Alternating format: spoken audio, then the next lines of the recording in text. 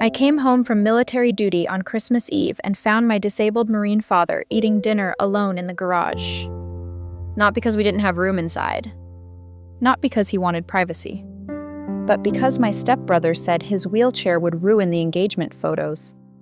I wish I could tell you that I immediately knew what to do. I wish I could tell you I marched into that living room with the confidence people assume comes with wearing a uniform. But the truth is, I've spent my entire adult life protecting strangers more easily than I've protected the people I love.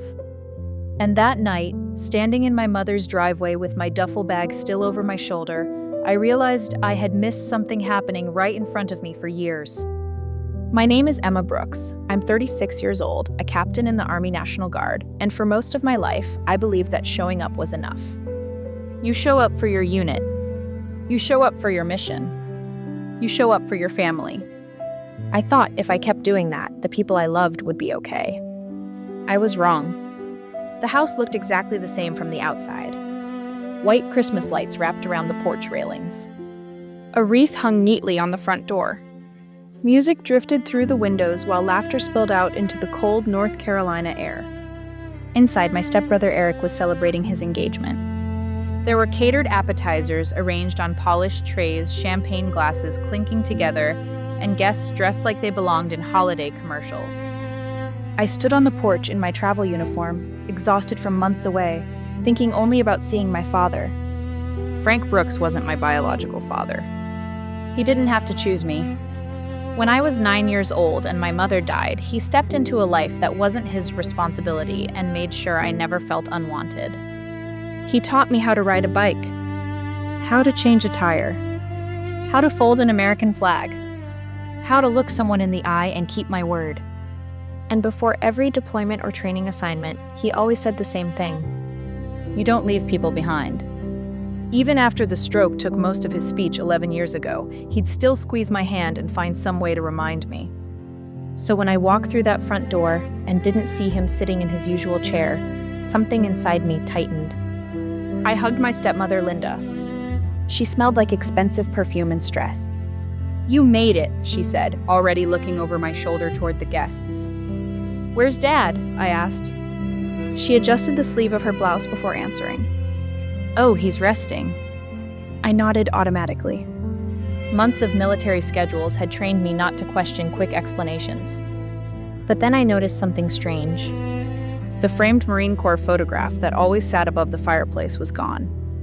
In its place was an engagement portrait of Eric and Chloe. The Purple Heart display case wasn't on the bookshelf, and every family photo in the living room had been rearranged until Frank had almost disappeared from the walls of the house he'd lived in for decades. I heard laughter from the dining room. I heard Eric bragging to his friends. And beneath all of it, I heard something else.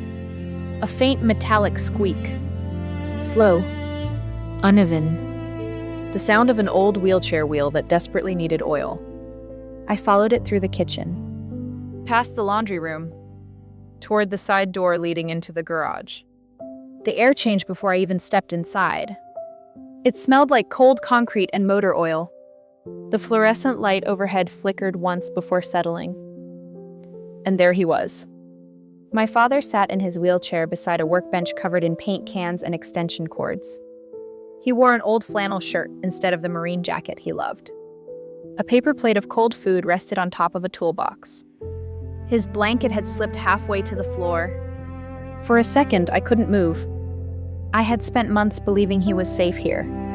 Believing the checks I sent home mattered. Believing the people I trusted had been taking care of him. Frank looked up when he saw me. His tired eyes widened, then softened. He reached for my hand with fingers twisted by age and illness. I knelt beside him and swallowed hard against the lump in my throat. "Dad," I whispered. He squeezed my hand weakly. Behind me, I heard footsteps. Eric stopped in the garage doorway. His expression tightened. "Emma," he said carefully, "don't make this into a thing." I stared at him. "You put him out here?" He exhaled like I was being unreasonable. "Tonight's important," he said. "The guests are inside. The photos are inside. This was just easier." I looked back at Frank. At the man who taught me never to leave anyone behind. Then I looked down and realized he had slipped something into my palm. It was a small folded piece of paper. On it, written in shaky handwriting, was a name, Harlan Pierce, and a phone number. I didn't know who Harlan Pierce was. I only knew that my father had waited until Christmas Eve to ask me for help. For most of my life, Frank Brooks was the safest place I knew. That may sound strange, because he was never a soft man. He did not use many words. He did not believe in wasting complaints. He had been a Marine before I was born, and even after age bent his back and the stroke stole the steadiness from his voice, something about him still felt solid. When I was 9 years old, after my mother died, I stopped expecting adults to stay. Frank was the exception. He was my mother's closest friend from years before I understood anything about bills, grief, or promises made in hospital rooms. I do not know what she asked him before she passed. I only know that 1 week after her funeral, Frank stood in the doorway of the small apartment where I had been living with a neighbor, holding a paper grocery bag full of peanut butter, apples, and a folded pink blanket. He looked terrified. I remember that more clearly than anything. This big retired Marine, standing there like he had no idea how to raise a little girl, cleared his throat and said, "I've got a room ready if you want it." He did not say, "You have to come." He did not say, "You owe me." He gave me a choice when I had lost almost every other one. So I chose him. Frank's house was not fancy. It was a one-story place outside Wilmington, North Carolina, with creaking floors, a yard that flooded after heavy rain, and a kitchen table with one leg shorter than the others. But to me, it felt like a fortress. He packed my lunches badly. He braided my hair worse. He once sent me to school with 2 different shoes because he said they were both black enough. But he showed up. Every parent-teacher conference. Every dentist appointment. Every Friday night when I pretended I was too old to care whether someone came to my school choir concerts. He always sat in the back row, arms crossed, face unreadable, like he was guarding the exits. Years later, when I joined the Army National Guard, people asked if Frank was proud. I never knew how to answer. Frank was not the kind of father who shouted from the bleachers or posted long messages online. His pride came in quiet forms. Fresh tires on my old car before I drove to drill weekend. A handwritten checklist tucked into my duffel. Coffee waiting on the counter at 4 a.m. when I had to report before sunrise. And always the same words when I left. "You don't leave people behind." He said it when I left for basic. He said it before my first long training rotation. He said it the morning I pinned on captain. Then the stroke came. I was 25.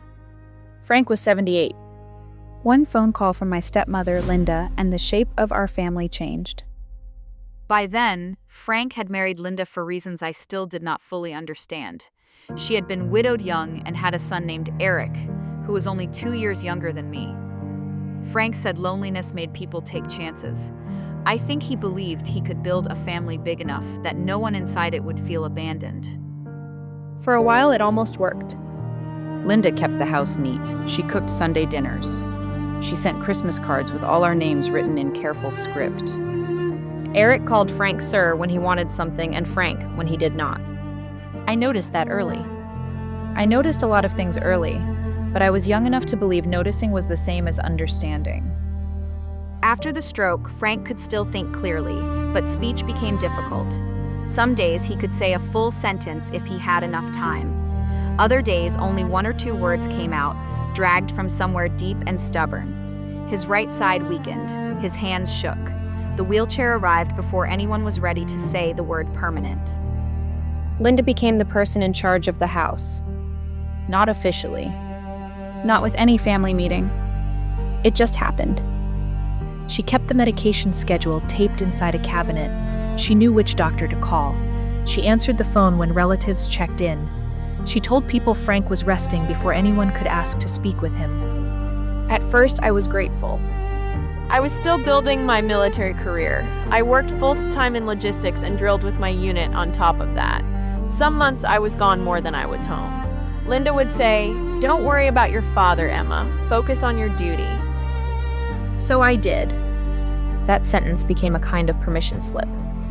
I sent money every month, for Frank's care, I thought, for physical therapy, better blankets, repairs to the wheelchair, anything he might need. Linda always thanked me in the same tired voice. You have no idea how much this helps. I believed her. Maybe I needed to. Because believing her meant I was still doing my part. The Christmas Eve, everything changed. I drove home straight from the base with my uniform jacket folded across the passenger seat and my duffel bag in the back. My body was exhausted, but my mind kept jumping ahead to Frank. I pictured him in his usual chair by the fireplace, the one near the window where afternoon light always found his hands. I pictured his Marine Corps photograph above the mantel. I pictured the wooden display case holding his Purple Heart on the bookshelf, not because he liked showing it off, but because I had put it there years ago and he had never asked me to move it.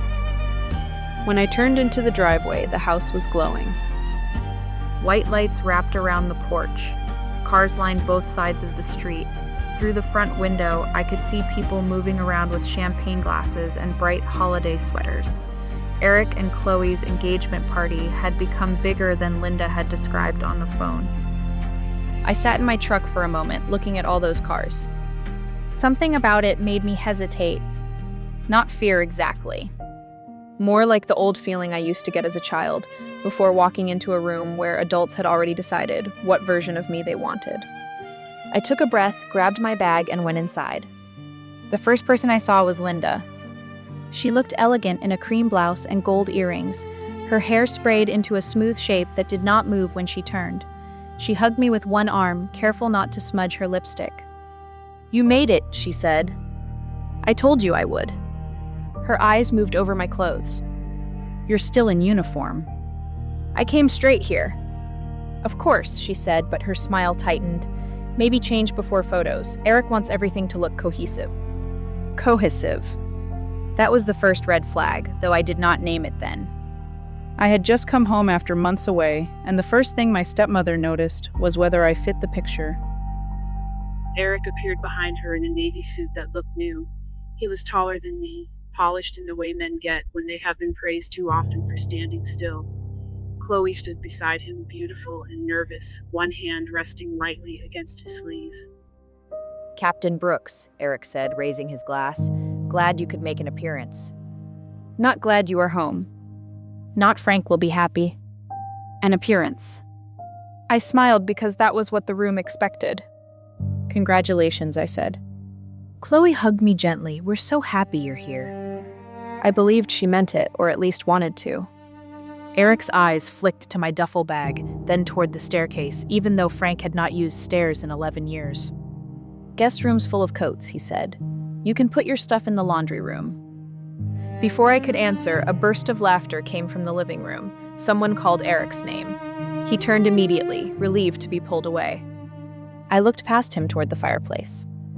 And that was when I noticed the second red flag.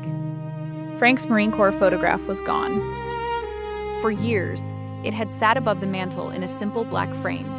Frank at 22, unsmiling, shoulders straight, wearing a uniform that looked too heavy for the boy inside it. I had grown up under that photograph. I had measured my own courage against it more times than I could count. Now an engagement portrait of Eric and Chloe stood in its place. They were smiling in a field somewhere, backlit by golden hour, perfect and expensive looking. On the bookshelf, the Purple Heart display case was missing too. I stared at the empty space where it should have been. Linda saw me looking. "Oh," she said quickly. "I moved some of Frank's older things. We needed the room." "Where is he?" I asked. Her answer came too fast. "Resting." "At 7 o'clock on Christmas Eve?" "He gets overwhelmed now." There it was again. Now. As if Frank had become a different category of person. As if being old and disabled meant any decision made around him could be explained by saying he preferred it that way. I wanted to go to him immediately, but Linda touched my arm. "Let him sleep a little. Eric's about to make a toast." Her fingers were light, but the message was not. "Wait. Smile. Do not interrupt." It was strange how easily I obeyed. I had commanded soldiers during training operations. I had corrected officers twice my age when procedure required it. I had stood in briefing rooms with maps, radios, and consequences. But in that house, I was still the girl Frank brought home with a pink blanket, still trying not to seem ungrateful. So I stood near the edge of the living room while Eric gave his toast. He thanked Chloe. He thanked Linda. He thanked friends who had flown in. He made a joke about surviving family chaos, and everyone laughed. Frank's name did not come up once. Not when Eric mentioned growing up in that house. Not when he talked about learning responsibility. Not when he raised his glass and said, "To the people who made me who I am." I felt something cold settle under my ribs. Across the room, Linda clapped with bright, wet eyes. I wondered if she noticed the omission. Then I saw her glance at me just for a second. She noticed. She simply chose not to correct it. After the toast, guests moved toward the dining room. A photographer arranged people near the fireplace. Linda called for immediate family. Eric waved me over, then paused. Maybe without the uniform jacket, he said quietly. I looked at him. What? It's just the theme is warm holiday formal, not military. Chloe's face tightened with embarrassment. Eric. What? I'm just saying. I could feel people pretending not to listen. That was the family dynamic in its purest form. Eric said something cruel softly enough to deny it later. Linda let silence protect him. Everyone else adjusted around the discomfort. And I swallowed mine because I had been trained by years of living there to keep the peace. I took off the jacket. I hate admitting that, even now. I folded it over my arm and stepped into the photo. The photographer smiled. Great, everyone squeeze in. I looked at the empty space beside Linda. Where's Dad? Linda blinked. Emma, we talked about this. No, I said. You said he was resting. Eric's smile disappeared. He's fine. Then he can be in the picture. The room changed. Not loudly. The music still played. Glasses still clinked in the dining room, but the air around us tightened. Eric leaned closer. Don't start. 2 words. Low, controlled, familiar. That was the power imbalance I had refused to see for years. Eric did not need to raise his voice because the house had already been trained to bend around him. Linda's hand found my elbow again. "Please," she whispered, "not tonight." Not tonight. How many small wrongs had been hidden inside those 2 words? I pulled my arm away gently. I want to see my father. Before anyone could stop me, I walked past the fireplace, down the hall, and toward the back of the house. That was when I heard it. A faint metallic squeak. Slow. Uneven. Coming from behind the laundry room door. The sound of a wheelchair wheel that should have been repaired months ago. And suddenly, every small thing I had noticed since walking in no longer felt small at all. I followed the sound down the hall with my uniform jacket still folded over my arm. The closer I got to the laundry room, the clearer the sound became. One slow squeak, a pause, then another. It was not loud enough for the guests to hear over the Christmas music, but it was loud enough for me. That was the first thing that hurt. Not that my father was hidden. That he had been hidden so carefully.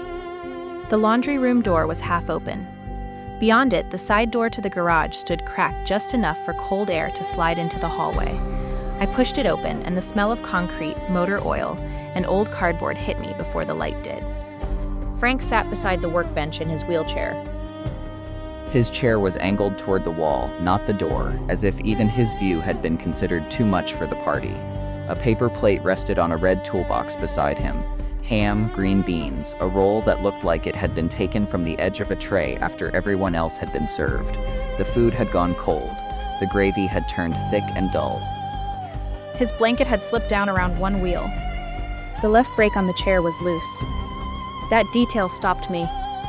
I had sent money 2 months earlier after Linda told me the wheelchair needed repairs. She said the brake was sticking and the left wheel was pulling. I had been in a supply office 3 states away, signing inventory forms between calls, when she texted me the estimate. I sent the money that same afternoon. I even wrote, "Please make sure Dad gets the better parts." Linda replied with a heart emoji. Now the brake hung crooked under my father's thin hand, untouched. Frank looked up at me, and for 1 second I saw the old version of him break through. Not strong, not young, but present. Completely present. His eyes moved from my face to the folded uniform jacket over my arm, then back to my eyes. I knelt in front of him. "Dad," I said, keeping my voice low, "why are you out here?" His mouth worked slowly. The stroke made every word expensive. He looked toward the house, then down at the plate. "Pictures," he managed. One word. That was all he could give me. But it was enough. The door opened behind me. Eric stepped in first, still holding his champagne glass. Linda followed, her face tight, with the kind of smile people use when they are furious but have guests nearby.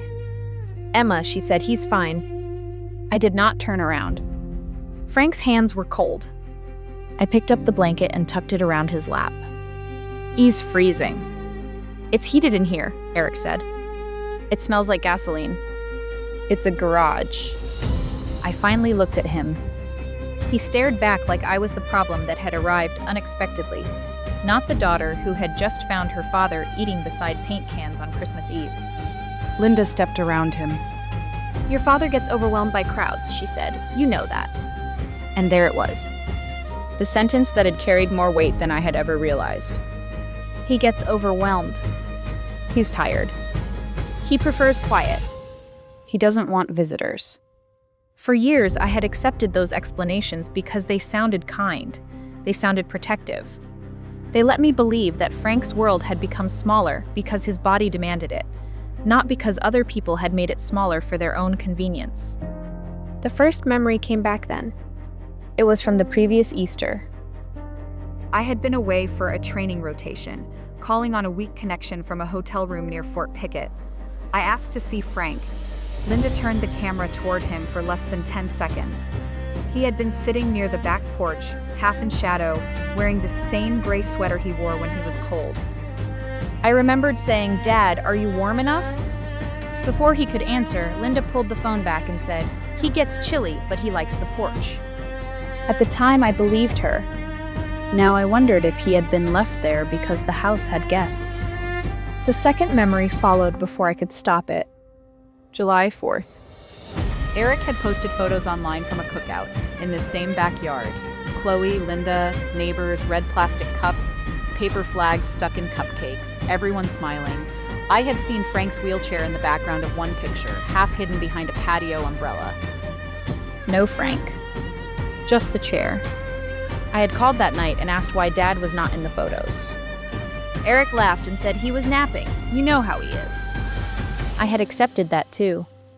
Because accepting it was easier than imagining the alternative. The third memory hurt the most. 3 months earlier, Frank had missed my promotion ceremony on video. Linda told me his medication made him sleep through it. I remember standing in a community hall after the ceremony, holding my phone, pretending it did not bother me. Later that night, a voicemail appeared from the house phone. No words, just breathing. Then a faint tapping sound, like someone trying to press buttons with a hand that would not obey. I deleted it after listening twice. I told myself it was an accident. Standing in that garage, looking at my father's cold dinner, I understood that it might have been the only way he could reach me. That realization did not arrive like anger. It arrived like nausea. Slow, deep, impossible to push away. I had been trained to notice patterns in supply reports, maintenance logs, missing equipment, numbers that did not line up. I could spot a discrepancy in a warehouse manifest faster than most people could read the page. But inside my own family, I had ignored every discrepancy because each one came wrapped in a familiar voice. Linda touched my shoulder. "You're exhausted," she said softly. "You're making this bigger than it is." That softness almost worked. It had always almost worked. Linda was not cruel in obvious ways. She did not scream unless she had already made sure the doors were closed. She did not insult Frank directly when others could hear. She simply managed the room until everyone accepted her version of what was reasonable. Eric was different.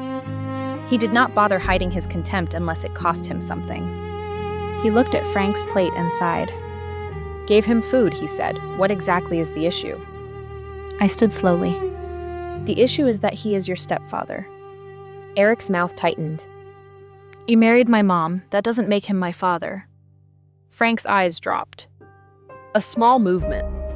Barely anything. But I saw it. And it took me back to another night, years earlier, when Eric was 17 and angry because Frank would not buy him a used sports car. I'd been home from college that weekend. Eric had shouted, "You always choose hers because she's some charity case you picked up." Frank had not shouted back. He had only said, "Emma is my daughter." Eric left the house for 3 days. Linda blamed Frank for being too harsh. I had forgotten that part. Or maybe I had buried it because I needed family dinners to keep happening. Now every buried thing was rising. I looked around the garage, forcing myself to pay attention to facts instead of feelings. The old marine jacket Frank loved was not hanging on its usual peg near the door. A cardboard box sat open under the workbench, stuffed with folded fabric, old photographs, and a cracked wooden frame. On top of the pile was the edge of dark blue cloth with red piping. His dress blues. Folded wrong. Pushed under Christmas storage like something embarrassing. I stepped toward the box. Linda moved faster. Don't go through that, she said. Her voice sharpened enough that Eric glanced at her. That was another red flag. Not the box. Her fear of me touching it. Why are his things out here? I asked. Needed space, Linda said. What? Full tonight, for Eric, for one normal evening without everything revolving around illness and war stories. The words hung between us. Even Eric looked slightly surprised she had said them out loud. Frank did not move. That was the hardest part. He did not defend himself. He did not look angry. He looked tired in a way that made me wonder how long he had been absorbing sentences like that while I was gone. I turned to him. Dad, did you want to be out here? His fingers tightened on the armrest. His mouth opened. Linda answered before he could. Emma, don't do this to him. I looked at her. Let him answer. The silence stretched. From inside the house came applause. Someone must have made a toast. Laughter followed, bright and careless, spilling through the hallway like the world had not shifted. Frank worked his jaw. His breath caught once. Then he whispered no. One word again. But this one changed the temperature of the room. Linda closed her eyes. Eric set his glass on the dryer a little too hard. For God's sake, he said. He doesn't even know what you're asking. Frank looked at him then. Slowly. Clearly. And in that look, I saw something I had not let myself see in years. My father knew. He knew where he was. He knew who had put him there. He knew who had looked away. And maybe worst of all, he knew I had not known. That was the wound that opened in me. Not just that they had failed him, that I had trusted them with the man who had never once failed me. I thought of every check I had sent, every rushed call I had ended because duty was calling, every time I told Frank, "I'll be home soon," without asking what home had become for him. My voice came out quieter than I expected. How long? Linda blinked. How long has this been happening? No one is doing anything to him. That's not what I asked. Eric stepped between us, not close enough to touch me, but close enough to make the message clear. You don't get to show up in uniform twice a year and interrogate my mother in her own house. Her own house. Not Frank's. Not ours. Hers. That single phrase connected another line in the pattern. Over the years, Linda had stopped saying your father's house. Then she stopped saying our house. Lately, on phone calls, she had started saying my house without correction. I had noticed and ignored it because language seemed too small to fight over. It was not small. It was ownership. It was erasure. I picked up Frank's plate. The ham was cold enough that grease had hardened along the edge. Did he eat dinner with everyone last Christmas? I asked. Linda's face changed. Just a flicker. Enough. Emma, she warned. Thanksgiving? Eric scoffed. This is ridiculous. His birthday? No one answered.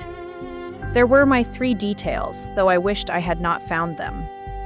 Easter porch. July 4th photo. Promotion voicemail. And now Christmas Eve. A pattern does not become a pattern because one cruel thing happens. It becomes a pattern when everyone around it learns how to explain it away. Frank moved his left hand. I looked down. He was reaching toward the side pocket of his wheelchair. I bent closer. His fingers fumbled with the worn fabric until he pulled out a folded piece of paper. He pressed it into my palm with a kind of urgency that made my chest tighten. Linda saw it. "What is that?" I did not answer. I unfolded it just enough to see a name written in shaky letters. Harlan Pierce. Below it, an old phone number. Eric laughed once, short and nervous. Probably some VA junk. But Frank's hand closed over mine. His eyes held mine with a focus so clear it made the whole garage disappear for a second. This was not junk. This was not confusion. This was my father handing me the first piece of a story no one in that house wanted me to hear. From inside, someone called Eric's name. The photographer was ready for the official family portrait. Eric straightened his jacket and looked at me like the matter had been settled. "Leave him here," he said. "We'll deal with your little crisis after the pictures." I looked at Frank. At the blanket. At the cold plate. At the folded paper in my hand. And for the first time that night, I stopped asking whether I was overreacting. I had spent years serving under orders. But the one order that mattered most had been given to me by the man sitting in that wheelchair. You don't leave people behind. I slipped Harlan Pierce's number into my pocket and reached for the handles of Frank's chair. "No," I said. Eric turned back. I looked him in the eye. "He comes with me." I had learned a long time ago that anger feels powerful in the first few seconds. Then it starts making decisions for you. Standing in that garage with Eric blocking the doorway, Linda watching me like I had become inconvenient, and Frank's cold dinner balanced on a toolbox, I wanted to let anger take over. I wanted to raise my voice loud enough for every guest in that house to hear what had been done. I wanted to drag the paper plate into the living room and ask Eric whether this was what family looked like to him. But Frank's hand was still on mine. Weak. Cold. Steady. And in that pressure, I remembered every lesson he had ever taught me without calling it a lesson. You do not win by making the loudest mess. You win by knowing exactly what happened. You win by not letting anyone rewrite it later. So I did not yell. I folded Harlan Pierce's number and slipped it into the pocket of my uniform pants. Then I reached for the handles of Frank's wheelchair. Eric moved half a step closer. "I said he stays out here," he said. "No," I answered. "You said that. I didn't agree to it." Linda's voice dropped into that careful tone she used when she wanted to sound reasonable. "Emma, please, the guests are waiting." "They can wait." "You are embarrassing us." I looked at my father, then at the cold plate, then at the box under the workbench with his dress blues half buried under Christmas garland. "No," I said. "You did that before I got here." For a second, no one moved. Then I pushed Frank's chair out of the garage and into the laundry room. The hallway seemed warmer than before, but not by enough. I stopped beside the washer and took my uniform jacket from where I had folded it over my arm. I placed it across Frank's shoulders. He tried to push it back toward me. I knew what he meant. He had done that my whole life, given back the warmer coat, the better piece of chicken, the safer excuse. "Keep it," I whispered. His fingers curled around the sleeve. Eric muttered something behind me, but I did not turn around. I needed facts now, not his opinion. The laundry room had a small counter near the sink. I set Frank's plate there and took out my phone.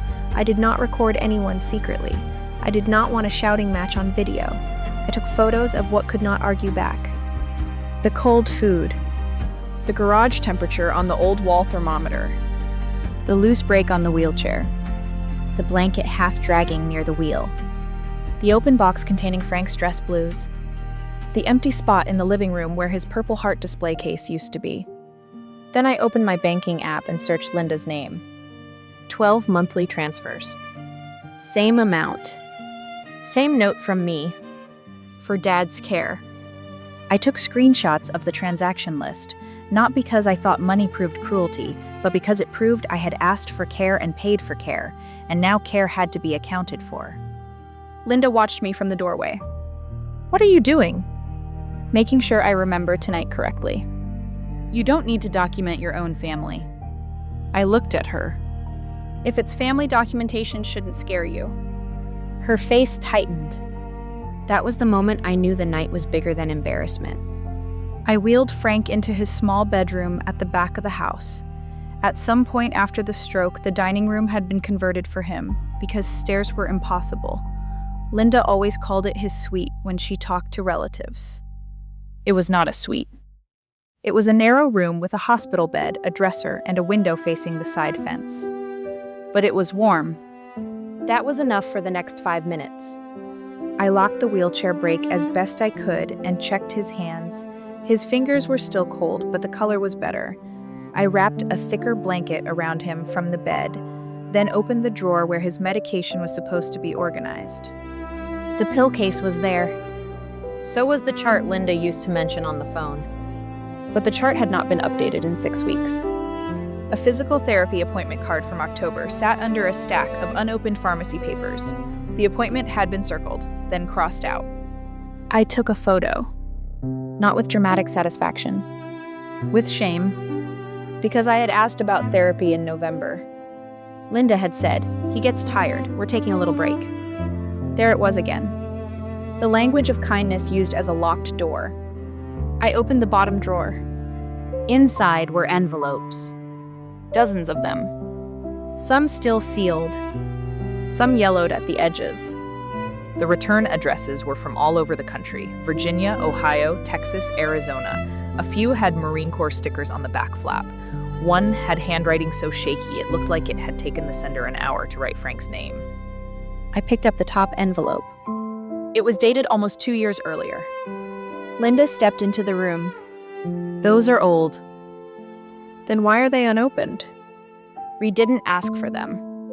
I turned the envelope over in my hand. Did he know they came? She did not answer. Frank made a sound behind me. Small. Frustrated. I looked back. His eyes were fixed on the letters. That was answer enough. I carried the stack to his lap. His hand trembled as he touched the top envelope. He did not open it. He simply rested his palm over the name written there, like a person touching a window from the wrong side. I took out the folded paper he had given me. Harlan Pierce. The number looked old, with a Virginia area code. I hesitated before calling, not because I doubted Frank, but because part of me was afraid of what I would learn. Then I remembered the voicemail from my promotion night. The breathing. The tapping. The message I had deleted because it was easier to call it an accident. I pressed the number. It rang 4 times.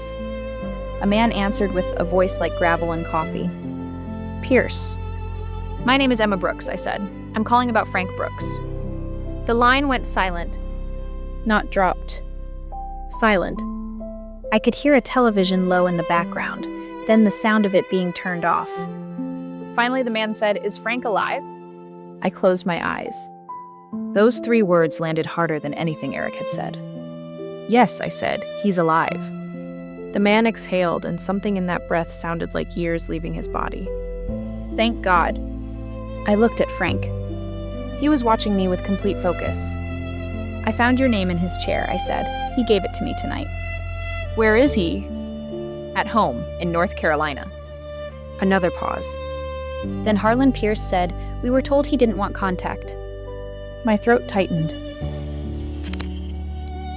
A woman who said she was his wife, years ago, then later a younger man, said Frank didn't remember us, said letters upset him, said it was better to leave him in peace. Linda shifted near the doorway. I looked at her. She looked away. I put the call on speaker. "Harlan," I said carefully, "Frank is here with me. He can hear you." Frank's hand gripped the blanket. The old man on the phone did not speak right away. When he did, his voice changed. "Frank Brooks," he said, "2nd Platoon, you stubborn old jarhead." Frank's mouth moved. It took effort. Painful effort. But one word came through. Pierce. It was barely more than breath. But Harlan heard it. I knew he heard it because the sound he made was not a laugh and not a sob, but something caught between them. "You remember me," Harlan said. Frank's eyes filled. Harlan went quiet for a moment. Then he said, "Mom, I don't know what you've been told about your father, but he carried 3 of us out of a tree line in 1969 after the first medevac couldn't land. I was 19. I had shrapnel in my hip and no business being alive. Frank went back twice after they told him not to. The third time, he got hit. That Purple Heart of his, he never liked talking about it because he said medals only proved somebody bled. But every man who came home because of him knew what he did. The room seemed to shrink around that voice. Eric had followed us from the hall and now stood behind Linda, arms crossed, but he was not smirking anymore. Chloe appeared behind him, confused and worried. She must have sensed the party outside had turned into something else. Harlan continued, "We sent Christmas cards every year, birthday cards too, after his stroke. A few of us tried to visit. We were told he couldn't handle it." Frank's fingers dug into the blanket. I looked at the stack of unopened envelopes on his lap. The discovery was not one photograph, not one hidden document, not one neat piece of proof. It was a pattern of closed doors. A phone call that should have happened years ago. Letters that had been intercepted. Money that had not reached its purpose. A chair that had not been repaired. A man with a voice treated like he had none. I kept my own voice even. Harlan, I need to ask you something. Did Frank ever say he wanted no contact? No, Mom, never. Frank didn't abandon men, not in Vietnam, not after. I swallowed. Would you be willing to tell me that again later if needed? Yes. I'm not trying to create a scene, I said. I'm trying to understand what happened.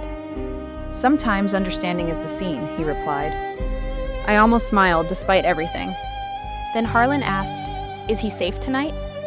I looked at Frank. I looked at Linda. I looked at Eric. "He is now," I said. Good, Harlan said. Text me the address. I hesitated. I don't want trouble. You won't get trouble from us. But if Frank Brooks is spending Christmas in a back room while people drink champagne in his house, then some men who owe him their lives are going to come shake his hand. I did not answer immediately. That was the line I had to walk. I could not control what Eric had done, but I could control what I did next. No threats. No spectacle for the sake of spectacle. No revenge. Just truth, witnessed by people who had the right to stand beside Frank. I said, "I'll send the address." Then I ended the call. The room was silent. From the living room came the muffled voice of the photographer asking where the family had gone. Eric let out a sharp breath. "You called strangers into this house?" I placed my phone on the dresser. "No, I called my father's friend. My mother's guests are here. My father lives here." Linda's face had gone pale. "Emma, you don't understand what caregiving does to a person." You're right, I said. I don't understand everything. That's why tomorrow I'm calling his doctor, his physical therapist, and the VA social worker listed in his folder. I'm going to review his appointments, his medications, and every transfer I sent for his care. Tonight, I'm making sure he is warm and not hidden. Eric laughed, but there was no confidence in it. "You think your rank means something in this house?" No, I said, and I'm not using it. I stepped closer, not to intimidate him, but to make sure he heard me. "I'm using my name, Emma Brooks, his daughter." Frank made a small sound. I turned. He was trying to lift his hand. I bent beside him. Slowly, with more effort than I had ever seen from him, he pointed toward the living room. Not the garage. Not the bedroom. The living room. He wanted to go back. For a second, I almost told him no. I wanted to protect him from their faces, their judgment, their polished cruelty. But protection can become another kind of silencing if you do not ask the person what they want. So I said, "Are you sure?" His answer came slow. "Yes." I unlocked the brake. Linda whispered, "Please don't." I looked at her, and for the first time, I did not feel like the child she could manage with guilt. "I'm not asking for your permission." I pushed Frank's wheelchair down the hall. The conversations in the living room faded as we entered. People turned. The photographer lowered his camera. Eric followed behind us, angry enough to speak, but smart enough not to do it in front of everyone. I wheeled Frank to the fireplace, right beneath the empty space where his marine photograph used to hang. Then I locked the chair. No speech. No accusation. Just a boundary in the middle of the room. Frank would not be kept out of sight anymore. The doorbell rang 10 minutes later. Once. Then again. Not frantic. Not dramatic. Measured. Linda looked toward Eric. Eric looked toward me. I already knew. When I opened the door, 3 pickup trucks were parked along the curb. Behind them were 2 motorcycles, engines ticking in the cold night air. On the porch stood an elderly man with a cane, wearing a dark coat over marine dress blues. Behind him were 4 more men, all gray-haired, all standing straighter than age should have allowed. The man in front removed his cap. His eyes moved past me into the house and found Frank by the fireplace. "Harlan Pierce," he said softly. Then he stepped inside, brought his hand up in a slow salute, and looked at my father like the whole room had disappeared. "Don't leave Marines in garages," he said.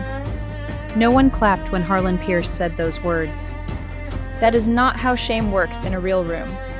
It does not explode. It spreads quietly. It moves from face to face until people start looking down at their drinks, checking their phones, pretending they suddenly need air. Harlan stood just inside the front door with his cap held against his chest. The other men behind him remained on the porch for a moment, as if waiting to be invited into a house that should have welcomed them years ago. Frank sat by the fireplace beneath the empty space where his Marine photograph used to hang. His hands rested on the blanket across his lap. His eyes were fixed on Harlan. For a few seconds, neither man spoke. Then Harlan walked across the room. Slowly. Carefully. His cane tapped against the hardwood with each step.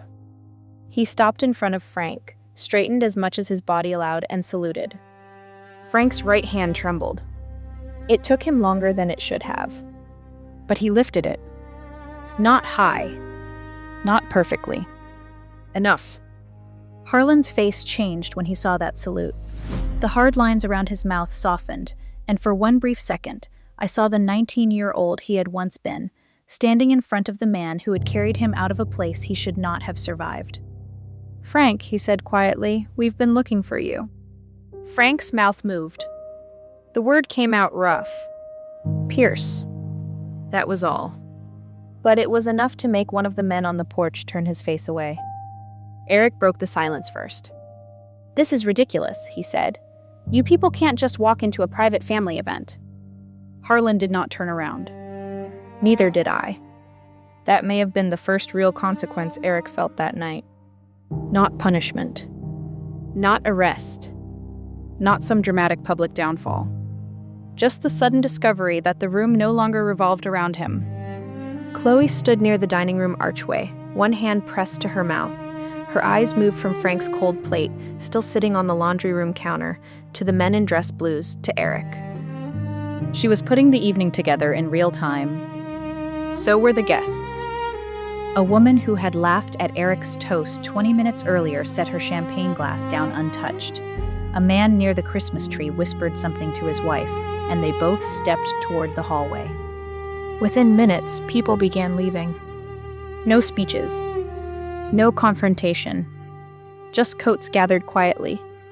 Goodbyes mumbled without eye contact. The photographer packed his camera with trembling hands and slipped out the front door. The engagement party did not end with a scene. It ended with absence. That hurt Eric more than shouting would have. Harlan pulled a chair close to Frank and sat facing him. "I'm sorry," he said. "We believed what we were told." Frank blinked slowly. His hand moved toward mine. I took it. For years, I had thought protecting someone meant speaking for them, deciding for them, standing between them and every painful thing. But in that moment, I understood something I should have learned much earlier. Protection without listening can become another locked door. So I did not answer for Frank. I waited. His fingers tightened once. Then he looked at Harlan and managed 2 words. "Not you." Harlan lowered his head. Linda made a sound behind me. Not a sob. Something smaller. Almost irritation dressed as pain. "Emma," she said, "you have no idea what these years have been like." I turned to her. For the first time that night, she looked older than I remembered. Not fragile, just exposed. The perfect blouse, the earrings, the careful hair, all of it suddenly seemed like a uniform she had worn too long. I know caregiving is hard, I said. Her eyes filled quickly. No, she whispered. You don't. You leave. You serve. You get thanked. I stayed here with the pills and the laundry and the silence. I let that land, because part of it was true. I had left. I had built a life around duty that other people understood and respected. Linda's work, when it had been work, happened behind closed doors without applause. But truth does not erase harm. I should have checked more, I said. That is on me. Linda looked relieved for half a second, as if my guilt might open a door for her. Then I continued. But being tired does not explain the garage. It does not explain the unopened letters. It does not explain telling his friends he wanted to be forgotten. Her face hardened. He was my husband, too. Then you should have known better than anyone that he deserved to be seen. Eric laughed under his breath. Oh, come on. We moved him for one evening. Chloe looked at him then. Really looked. An evening, she asked. He turned toward her. Not now. Yes, she said, voice shaking. Now. The room went still again. Chloe's hand moved to her engagement ring. She did not yank it off or throw it. Real decisions rarely look that clean at first. She simply twisted it once, then slipped it from her finger and held it in her palm. I need time, she said. Eric stared at her. You're serious?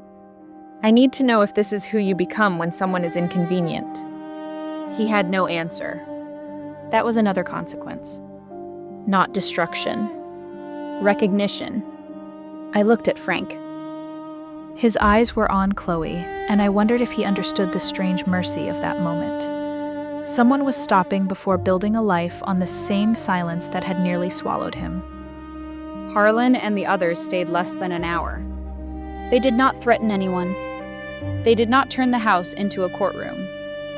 They sat with Frank. They told one story from 1969 carefully, without making it sound like a movie. Harlan said Frank had carried 3 men to safety when the first evacuation could not land. Frank looked uncomfortable hearing it, the way he always did when gratitude came too close.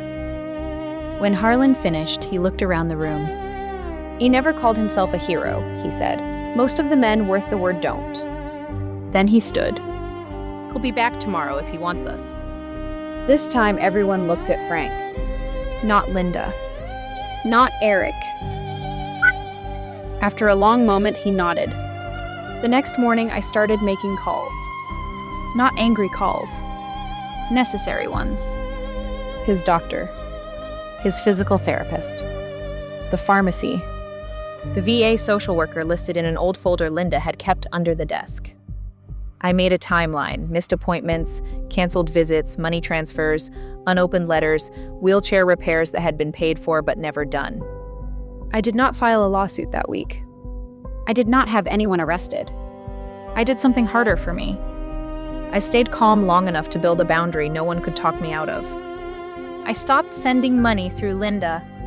I arranged outside care with documented visits. I moved Frank into my small rental house near the base until I could request a transfer closer to Wilmington. Linda said I was punishing her. Eric said I was overreacting. Maybe they needed to believe that. It was easier than saying they had learned to make a man disappear because his needs interrupted their image of family. Frank lived with me for 3 more months. They were not perfect months. His body was tired. Some days he barely spoke. Some nights I sat beside his bed listening to him breathe, terrified I had found him too late. But he was warm. His letters were opened. His marine photograph sat on my mantle. His purple heart rested where he could see it if he wanted to, and ignore it if he did not. Harlan visited every Sunday. Sometimes they talked. Sometimes they just sat in silence like men who had earned the right not to explain themselves. Frank passed away in early spring just before sunrise. No dramatic final speech. No last-minute miracle. He simply went quiet in a room where he was not alone. After the small service, Harlan handed me a metal box. Frank asked me to give you this when you were ready, he said. Inside were 86 letters. one for almost every time I had left home for duty. The handwriting grew worse over the years. Some letters were only 3 lines. Some had words crossed out where his hand had failed him. The last one said, "You spent your life protecting strangers. I hope you know you were never alone. Love, Dad." I read that sentence until the paper blurred. For years, I thought duty meant leaving when called. Now I know it also means noticing who has been left behind. And I still ask myself, quietly when no one else is listening, How many people disappear inside families that keep smiling for photographs?